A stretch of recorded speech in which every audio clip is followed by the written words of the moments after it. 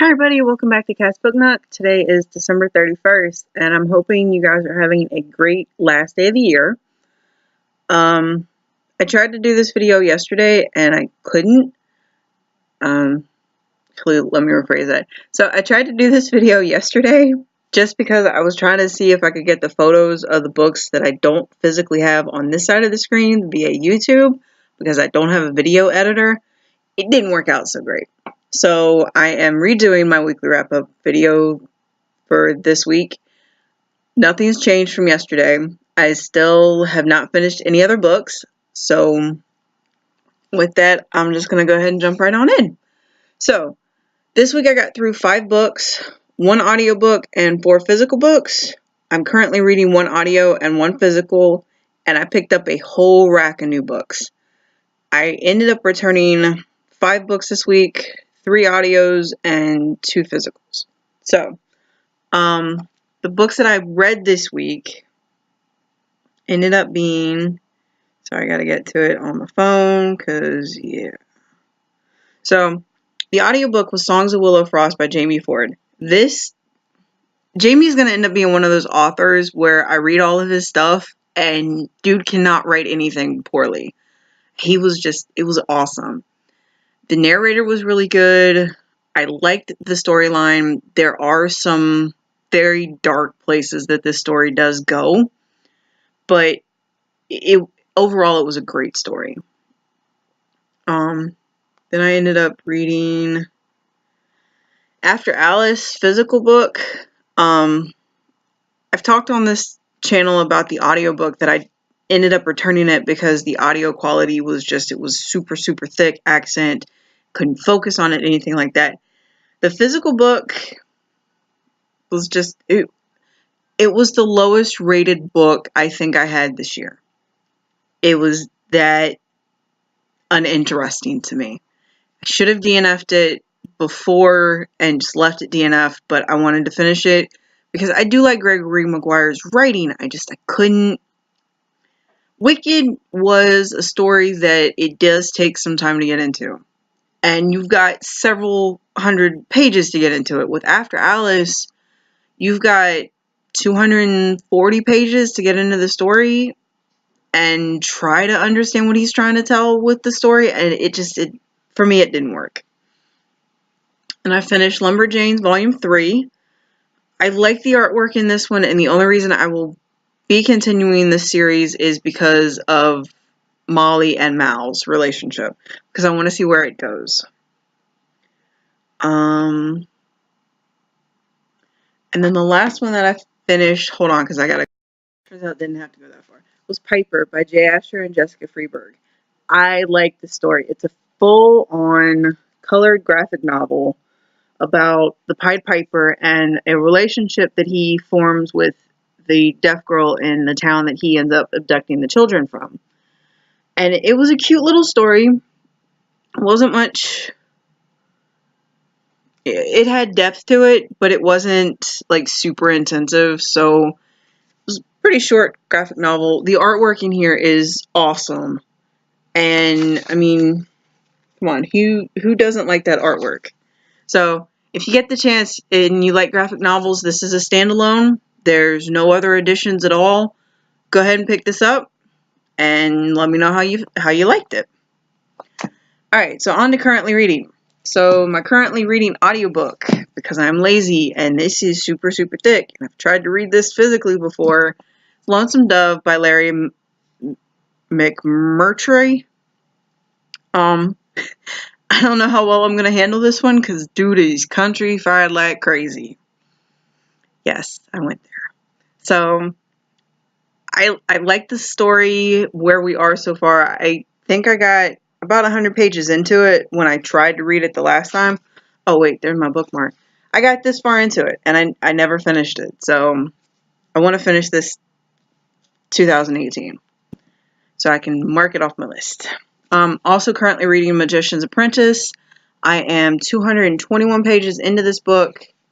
I'm right there. I got this much left to go, and I'm not feeling it. So I need to finish it because I told Chris I would. I haven't finished it yet. So, and I've been reading this since Wednesday. kind of sad. For me, anyway. Because normally, with a fantasy book like this, super fast. But I can't. I got to a part, and I'm not enjoying it. So, yeah. So, there's that. New books that I picked up this week. I ended up with the audiobook of No Mercy by Sherrilyn Kenyon. This is on my list of 20 books off my shelves to get through this year. So, if you haven't had a chance to go check that video out, I'll link that in the description box below, along with the challenge video that I'm going to post after I get done with this, talking about all my 2018 challenges. So there's that. The reason I mentioned the 2018 challenges is because I'm doing the alphabet challenge in 2018. I will link Ginger Mom's blog post in the description box below so you guys can go check it out, even though I know it's the last day of the year. It seemed pretty cool. So I have my reading list and shelf on Goodreads, and I will link that in the description box below. But the book I'm waving around is Life of Pi by Yann Martel. I have the audiobook version of this. Again, it's also a book on my shelf that I wanted to read this year in 2018, so it's on that list too. So, new audiobook. I also picked up I Am Princess X. I'm trying to get to the cover of it. By Cherie Priest. This is my X book for the 2018 Alphabet Challenge. It was really hard to find a book that I wanted to read that happened to be an X. So there aren't a lot out there. It was really bad. It was very interesting to actually have to sit down and focus on the Alphabet Challenge and what books you were planning on reading for it and what books you probably might end up picking up in a different type of challenge. But it seemed pretty cool. So we will see. I've read some of the reviews on Princess X, and some of them talk about it got portrayed as one thing and it ended up turning into another thing, and I'm about to talk about that in my Return Did Not Finish section, so give me a second on that. Other books I picked up this week. The Figure in the Shadows by John Bellairs. I read this book as a kid, loved it, and on the Read Harder Book Riot's Read Harder Challenge, there is a challenge category for children's books that were written prior to 1980. The Figure in the Shadows was 1975. That was the original release, so had to pick this up. It's a classic for me. Also picked up the Book of David by Anonymous. This is about a football player. I think it's a football player. Yes. Undefeated football team and half dozen sports scholarships. But dude's gay. So, from a teenager perspective, it will be interesting to see how they play this out. Because he is living in the closet and doesn't want his secret exposed. Also picked up The Bone Witch by Rin Chupeco. I think that's how you say it. I'm doing a top 40 Goodreads want to read bookshelf, linked in the description box below. It's another one of my challenges this year is to get at least 40 books off my want to read shelf off Goodreads. So this book came up with that. This is also my B book for the Alphabet Challenge. Don't really remember what this is about. Again, another book that the ratings don't seem all that great on this one. Another alphabet book is Young, Jane Young by Gabrielle Zevin. This young lady wrote the story of A.J. Thickery and the storied life of A.J. Thickery. I loved that book. I cried. And that book is actually the reason that I started branching out to other authors. Because I got stuck in the category of, I like this author, I want to read more books by this author, but I want new books too. So I picked up the story life of A.J. Thickery, not really wanting to read it, but I devoured that book. So I think I'm going to end up devouring this one, which is why I'm not starting it until next week. Last book I picked up this week was Letters to the Lost by Brigid. I'm not sure how you say her last name, so I'm not even going to try. this is a story about a young lady who lost her mother, and she writes letters to her mom, and she starts getting answers to her letters from the kid the graveminder. I want to call him the graveminder. I know that's not what he's called, but to me that's what it seems to be. He watches the graves. So he writes her back, and she has to come to terms with this kid that's writing her back. But also, somebody talked about how we put our parents or our lost loved ones on pedestals, and we mortalize, and they can do no wrong, everything like that. I'm going to end up dealing with that next month in late January, early February, because I lost my mom. Lost both of them. This February 8th and February 27th. So 17 and 2 years. It's been a while. But so I'm still dealing with that, and I'm hoping this book, I understand what the main character is going through, and I'm kind of hoping, I want to see how other people deal with it, I guess is where I'm going with that one. So this one will probably be a late January, early February read. I got one more book this for Christmas. 400 writing prompts. Ethan picked this up from Five Below for me for Christmas. So I'm going to start doing a writing Wednesday on my blog, which is in the description box below, so you guys can go check that out, of writing Wednesdays using these prompts. So one of the prompts, if you looked into a crystal ball, what would you hope to see? Describe your perfect pizza in detail, including how it would be cooked and what toppings would be included. What story or tale from your childhood brings you comfort? So, I mean, little prompts like that. Does creating a pros and cons list help you at all? Little things like that. My blog isn't very focused, and that's why I don't blog as much as I used to.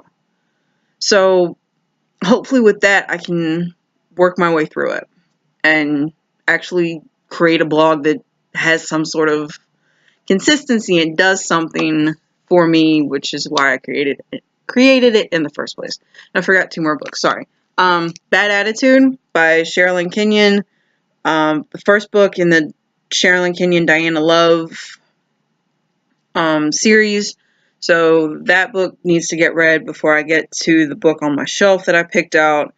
And I also think this is on my Goodreads Top 40 challenge. Also picked up Sherrilyn Kenyon Deadmen Walking. This is on my ABC challenge for D.